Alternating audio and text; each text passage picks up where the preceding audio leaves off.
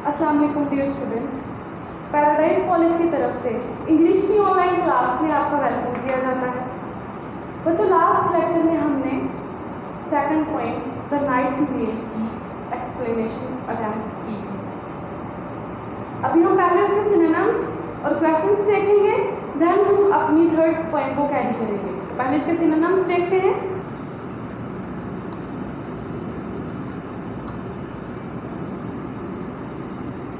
Border का मतलब होता है बाउंड्री,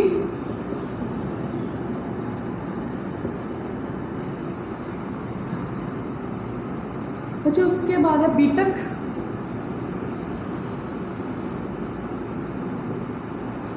एक्सेंट ऊपर को चढ़ाई करिए, स्टीडी, सीजलेस, कांस्टेंट,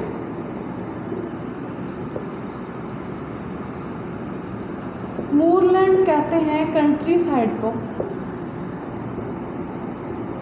कंट्री या फिर आप विलेज साइड भी कह सकते हैं।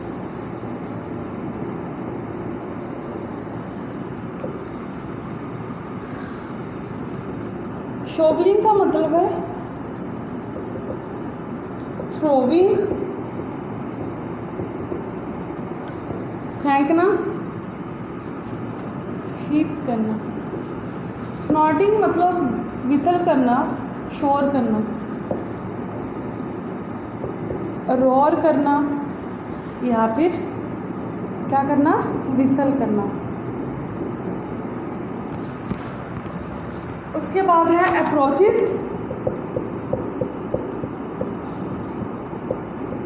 इसका मतलब है नियर, कम टू, कोट्स मतलब सीड्स, फिर उसके बाद कोट्स, कोट्स कहते हैं वे, पाथ, रास्ते को। तो ये हैं सिनोनिम्स किसके, नाइट मेल के। एक्सरसाइज में क्वेश्चन कोई नहीं है, लेकिन फिर भी हम देखेंगे इसमें से क्वेश्चंस कौन कौन से बन सकते हैं। What sort of letters night mail bring, तो किस तरह के लेटर्स नाइट मेल लाती थी। एवरी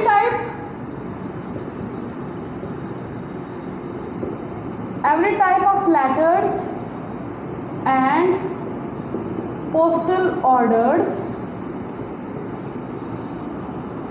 फिर उसके बाद फॉर एवरीवन, सबके लिए, ठीक है। For rich and poor. Next question है हमारा, what qualities of night mail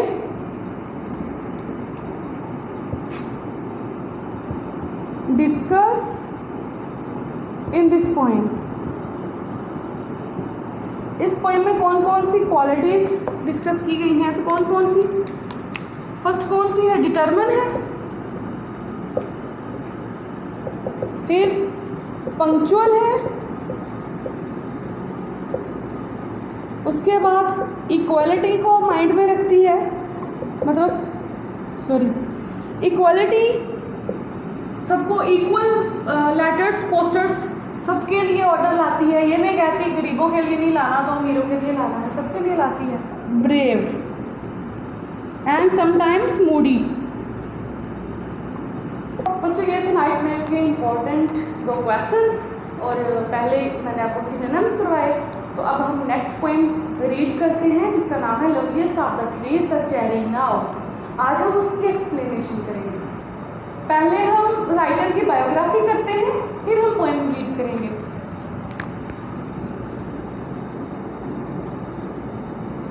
हमारे राइटर का नेम है A.E. हाउसमैन। इसका फुल नेम था एल्फ्रेड एडवर्ड हाउसमैन। ठीक है बच्चों, बर्थ हुई इसकी 26 मार्च 1959 में ग्रोव जो कि एक स्टेट है किसकी, इंग्लैंड की, वहाँ पे। देन डेथ कब हुई, अप्रैल 30, 1936 में। ये भी कहाँ, इंग्लैंड में। तो ये इसका टाइम पीरियड है। उसके बाद बाय प्रोफेशन ये क्या था, राइटर, पोएट। ये इंग्लिश क्लासिकल स्कॉलर था। क्लासिक लैंग्वेज और क्लासिक पोइट्री में इसका काफ़ी टच है, लेकिन इसने जॉर्जियन स्टाइल भी किया पोइट्री में यूज़। जॉर्जियन स्टाइल बच्चों न्यू और क्लासिकल स्टाइल्स के बीच वाले स्टाइल को कहते हैं। पोइट्री में इसको एक मुकाम हासिल है, ये इम्प्रेस हुआ था जॉन कीट्स से, ठीक है। जॉन कीट्स एक इंग्लिश पोइट है, वेरी फेमस, तो ये उससे इंस्पायर हुआ था और उसके स्टाइल को भी इसने कैरी किया। इसका एक आर्टिकल था अ श्रॉपशायर लैड, ठीक है। इसमें इसने क्या किया, 63 पोएम्स लिखी।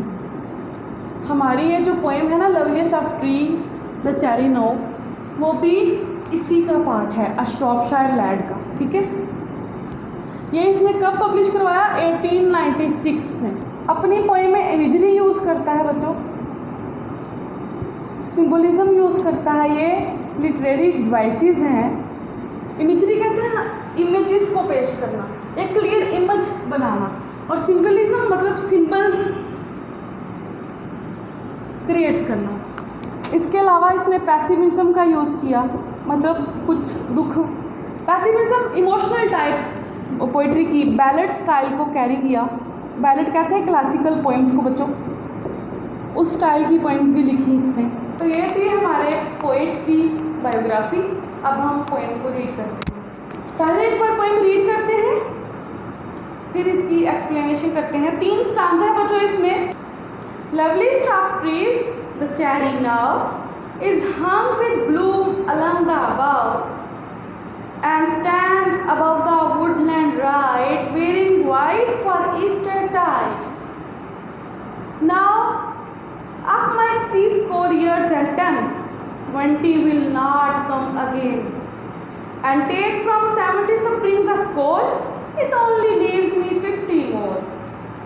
And since to look at things in bloom, 50 springs are little room. About the woodland I will go to see the cherry hung with snow. ये थी हमारी पोएम। देखिए हम फर्स्ट आंसर में क्या कहता है वो, ये पोएम क्या है, एट्रीब्यूट है किसका, चेरी का। कहता है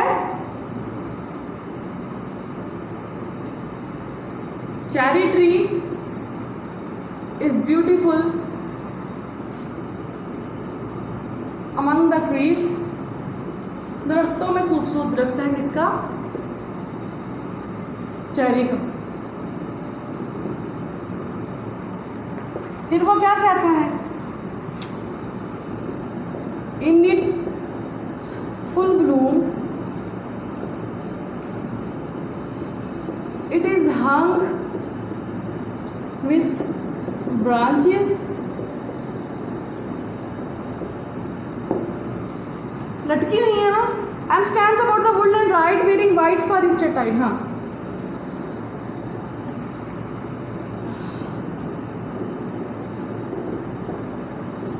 in the way of rider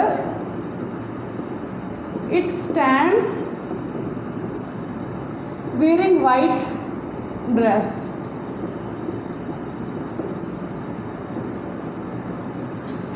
as it is ready for Eastertide festival। यह है इसकी पैराफ्रेज। मैं आपको पहले इसकी ट्रांसलेशन कर दूं, पहले स्टांजा की। कहता है कि दरख्तों में सबसे प्यारा दरख्त चेरी का है, जिसके जो अपने पूरे जोबन में दरख्त की शाखों के साथ लटका हुआ है जिसका फल। और ये वुडलैंड राइड मतलब घोड़ा गाड़ी या फिर ये रास्ता जिसको पगडंडी बोलते हैं, जिसकी दोनों साइड दोनों तरफ पे दरख्त हूँ, जंगल के बीच में से जो रास्ता है उसके इर्द गिर्द सफ़ेद कपड़े पहने ये दरख्त खड़े हैं। सफ़ेद कपड़े पहने यहाँ पे क्या मतलब है इसका क्या मतलब है? इसका मतलब है कि उनके जो फ्लावर्स हैं वो वाइट कलर के हैं, तो उनके जो फ्लावर्स हैं वो इन प्लेंटी हैं, बहुत ज़्यादा हैं, तो ऐसे लग रहा है कि उनको वाइट ड्रेस के साथ कवर किया हुआ है। तो कहते हैं कि वाइट ड्रेस पहना है तो ऐसे लग रहा है जैसे चेरी का जो दरख्त है वो ईस्टर टाइड, उनका एक फेस्टिवल है क्रिश्चियनिटी का, तो उसके लिए रेडी। अब इसका थीमेटिकल एनालिसिस या फिर क्रिटिकल एनालिसिस देखते हैं। यहाँ पे चेरी का जो दरख्त है बच्चों, poet uses imagery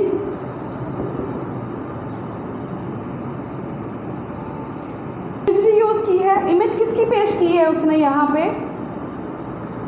cherry tree की। सिंबलिज्म में देखें तो चेरी ट्री सिंबल है बच्चों किसका?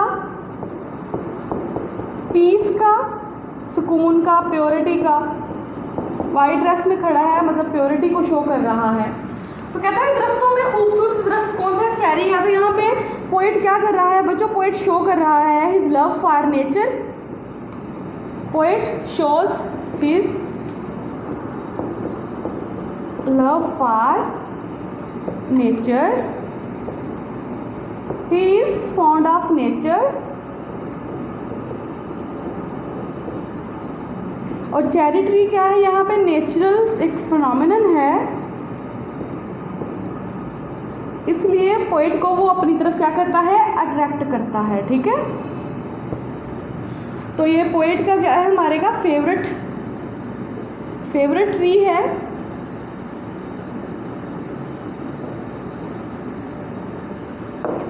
बच्चे ईस्टर टाइड क्या है? यहाँ पे ईस्टर टाइड उसने यहाँ पे क्या किया है? रिलीजियन, पोइट ने यहाँ पे रिलीजियस रेफरेंस दिया है ईस्टर टाइड का जिक्र करके। जैसे हमारी ईद उल फित्र होती है, ईद उल अज़हा होती है, वैसे इनका क्रिश्चियनिटी में क्रिसमस और ईस्टर टाइड ये उनके फेस्टिवल होते हैं। ईस्टर टाइड के लिए कहता है कि वहाँ पे क्या है? ये ईस्टर टाइड के लिए रेडी है, क्योंकि इसने क्या पहना है? मतलब ये कैसे दिखाई दे रहा है? वाइट ड्रेस में। इसके जो फ्लावर्स थे वो वाइट है। तो यहाँ पे बच्चों वाइट कलर को पोइट ने प्योरिटी का सिंबल बयान किया है, प्योरिटी का, पीस का सिंबल, पाकीज़गी का सिंबल बयान किया है यहाँ पे। तो इसमें थीम या क्रिटिसाइज यही है कि द पोएट लव्स नेचर, ठीक है, and his favourite tree is cherry. और फिर क्या हुआ कि ये जो वाइट कलर है इट शोज प्योरिटी, पीस। तो पहला स्टैंजा बस इतना ही है। और राइमिंग स्कीम देखेंगे इसकी। नाउ ए बहुत साथ में मिल रहे लफ्ज़ तो वो भी ए। नेक्स्ट है आगे राइट, ये बी हो गया, तो टाइड ये बी हो गया। तो इसकी राइमिंग स्कीम क्या है? A B B. लैंग्वेज इसकी क्या कहेंगे हम? सिंपल है और प्लेन है, बस।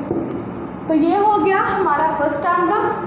सेकंड स्टैंजा देखिए क्या कहता है। अब now of my 3 years and 10, 3 years and 10 मतलब 70 साल, मेरे 70 सालों में से 20 will not come again, 20 साल कभी वापस नहीं आएंगे। Take from 70 springs a score, it only leaves me 50 more। 70 बहारों में से 20 बहारें मेरी चली गई हैं, पीछे मतलब कितनी बहारें बची हैं? 50। अब इसमें क्या है? स्कोर कहते हैं बच्चों 20 ईयर्स को, स्कोर कहते हैं 20 ईयर्स को। तो यहाँ पे 70 ईयर्स बताए गए हैं। अब पोएट यहाँ पे बच्चों कॉन्फिडेंट है कि उसकी लाइफ कितनी है? 70 ईयर्स। वो क्यों? मैंने प्रोज में भी आपको बताया था कि बाइबल में लिखा है कि एक इंसान सिर्फ 70 साल अपनी एज लेके आता है। अगर वो 70 से पहले मर जाता है तो उसकी बची हुई लाइफ किसी और को उधार दे दी जाती है। अगर कोई 70 से ज़्यादा एज का होकर मरता है तो मतलब उसको किसी की उधार लाइफ मिली थी। तो पॉइंट यहाँ पे कह रहा है कि मेरी एग्जैक्ट लाइफ 70 ईयर्स है, इसमें से 20 ईयर्स मैंने स्पेंड कर लिए हैं। उसकी एज कितनी थी? 20 ईयर्स। तो पीछे कितने रह गए? 50 ईयर्स। और ये बहुत ही कम है चेरी ट्री को देखने के लिए। 50 ईयर्स मेरे लिए क्या है? बहुत कम है। यहाँ पे हम कह सकते हैं कि पोइट ने क्या बयान किया है? अपना कॉन्फिडेंस अबाउट लाइफ। हालांकि ऐसा होता नहीं है, कोई भी बंदा श्योर नहीं होता अपनी लाइफ को लेके, लेकिन यहाँ पे वो क्या शो कर रहा है? अश्योरिटी। तो इस अश्योरिटी की वजह से हम कह सकते हैं कि वो रिलीजियन है, रिलीजियस है और उसको बहुत बिलीव है क्रिश्चियनिटी पे कि 70 साल ही लिखवा के आया हूँ तो 70 का ही होगा। नेक्स्ट देखें 2 लाइन्स में स्प्रिंग्स। उसने 70 ईयर्स को क्या बोला है? 70 स्प्रिंग्स, 70 बहारें, जिसमें से कहता 20 बहारें देख ली हैं, 50 बहारें देखने वाली रह गई हैं। तो स्प्रिंग्स यहाँ सिंपल यूज़ किया गया है किसका? ऑप्टिमिस्ट का। ऑप्टिमिस्ट पैसिमिस्ट आपको टर्म्स करवाई थी। ऑप्टिमिस्ट का सिंबल है यहाँ पे स्प्रिंग, मतलब हैप्पीनेस का। Poet is very happy to his life. इस वजह से वो पैसिमिस्ट नहीं है, वो लाइफ को बहुत इंजॉय करता है। तो क्या करता है? No feel obscurity. अच्छा, तो वो ऑप्टिमिस्ट है बच्चों, लाइफ को लेके बहुत पॉजिटिव है, पॉजिटिव थिंकिंग रखता है। तो इसलिए उसने अपनी लाइफ को बहार कहा है कि वो लाइफ लाइक स्प्रिंग स्पेंड करता है in the company of cherry. तो ये था हमारा सेकंड स्टैंजा, जिसकी राइमिंग स्कीम भी सेम है, ए और बी। अब हम चलते हैं थर्ड की तरफ। लास्ट स्टैंजा देखिए, and since to look at things in bloom 50 springs are little room. कहता है कि चीज़ों को उनके जोबन में देखने के लिए 50 बहारें मेरी बहुत ही कम हैं। कहता है कि फिर मैं क्या करूँगा कि मैं जंगलों में जाऊँगा और अपना सारा टाइम जो है वो चेरी ट्री को दूंगा, चेरी के दरख्तों के बीच में अपनी लाइफ स्पेंड करूँगा। तो इससे हमें क्या पता चलता है? जैसा कि मैंने आपको बताया कि वो खुश है अपनी लाइफ से, ऑप्टिमिस्टिक है, इसलिए वो स्प्रिंग यहाँ पे लाइफ को स्प्रिंग कह रहा है। कॉन्फिडेंट है लाइफ को लेके। आप इसमें सेकंड स्टैंजा के पॉइंट्स ऐड कर सकते हैं। कॉन्फिडेंट है अपनी लाइफ को लेके, तो इसलिए वो क्या कह रहा है कि मेरे अभी 50 ईयर्स बाकी हैं। फिर वो कहता है कि इन 50 ईयर्स को स्पेंड करने के लिए वो कहाँ पे जाएगा? He will go to woodlands, मतलब जंगल में, वुडलैंड में, फॉरेस्ट में जाएगा और वहाँ पे spend his time in the company of cherry tree.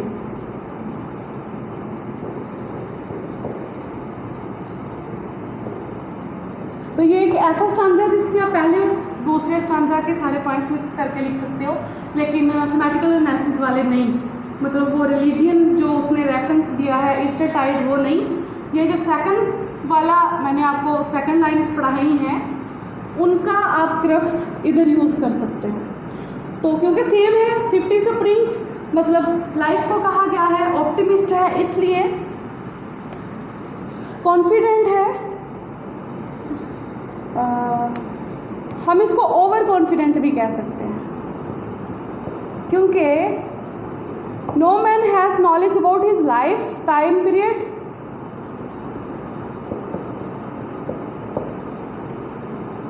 About life period,